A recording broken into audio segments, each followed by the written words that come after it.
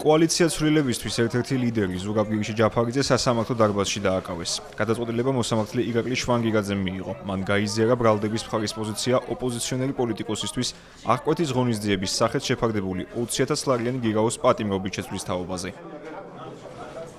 პროცესი თბილისის საქალაქო სასამართლოში ხმაურის ფონზე მიმდინარეობდა. ხმაური იყო როგორც სასამართლოს შენობაში, ისე მის მიღმა. სასამართლოს მიმდებარე ტერიტორიაზე, სადაც ოპოზიციონერი პოლიტიკოსის მხარდამჭერები იყვნენ შეკრებილნი. პოლიტიკოსის გულშემატკივრებს ადგილზე მობილიზებული პოლიციელები სასამართლოს ეზოში შესვლის უფლებას არ აძლევდნენ. მათი ნაწილი კი, ვინც სასამართლოს შენობაში შესვლა მოახერხა, მოგვიანებით შენობიდან ძალის გამოყენებით გაიყვანეს.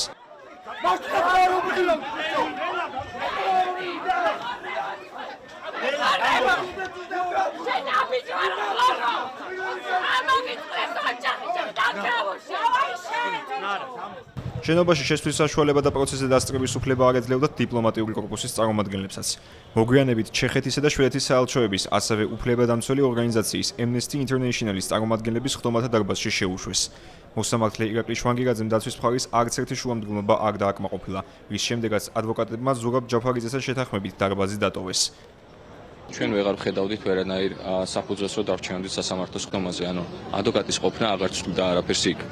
ეს იყო ეს არის წინასწარ განჩინების, ანუ გადაწყვეტილების გამოცხადების ქრონიკა. ყველამ კარგად იცის, რაც მოხდება ამ სასამართლო დარბაზში და ამ ეზოში. ამიტომ ჩვენთვის ხა უკვე კარგავს აბსოლუტურად ყველანაირი შუამდგომლობა აზრს. ჩვენ დაუტოვეთ შუამდგომლობების სასამართლოს, განიხილოს თავად, იმიტომ რომ მაინც არ უსმენს დაცვის მხარეს და რა აზრი აქვს. როცა არ გისმენენ, იქ შენი ადგილი აღარ არის. ამიტომ ჩვენ შეთანხმებით გადავწყვიტეთ, რომ დაგვეტოვებინა ხდომა იმის გათვალისწინებით, რომ სასამართლომ 18 საათზე, ანუ 6 საათს გადააცილა.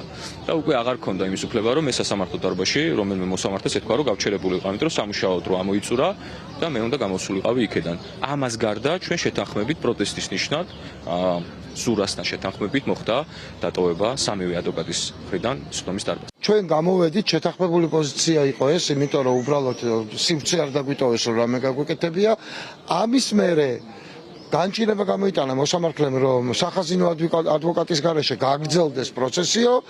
ამის მერე შევიდა ახალი ადვოკატი ქეთი ჩომახაშვილი და ის არ დაუშვა პროცესზე მოსამართლემ.